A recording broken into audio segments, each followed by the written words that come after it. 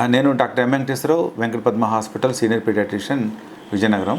అందరికీ నమస్కారం.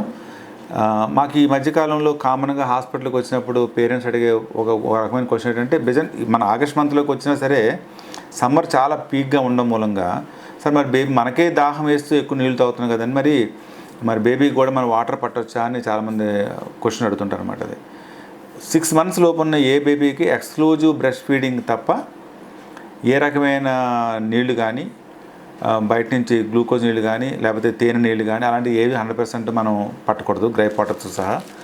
సో ఎప్పుడైతే మనం తల్లిపాలలో ఉన్న 99% వాటరు బేబీ యొక్క థర్స్ట్ని మనకు తీరుస్తుంది. కొంతమంది బేబీస్ టిన్ మిల్క్ మీద కూడా ఉంటారు. సో టిన్ మిల్క్లో ఉన్న పౌడర్ని కలపాలని కూడా మనం వాటర్ తీసుకుంటాం కాబట్టి ఆ వాటర్ దాహాన్ని తీరుస్తుంది.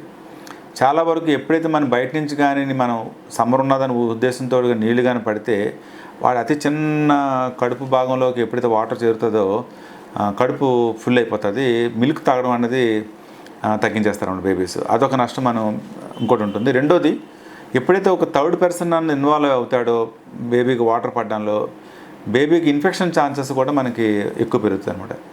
అంచేత 100 ఎనీ సర్కమెన్సెస్ లెస్ దాన్ 6 months ఉన్న బేబీస్కి ఏ రకమైన వాటరు ఏ రకమైనది కూడా పట్టకూడదు, ఎక్సెప్ట్ ఎక్స్క్లూజివ్గా బ్రెస్ట్ ఫీడింగ్ తప్ప. Thank you.